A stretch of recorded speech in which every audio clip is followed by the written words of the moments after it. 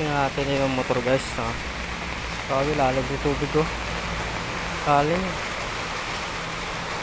Ayan. Check natin itong aking motor. So guys, so kailangan itong ipapaayos ng bukas kasi ito, ang tigas na ito ng kickstart nya. Ito. Hindi ito makickstart. Pumasok na talaga ng tubig dyan. Kawawa naman.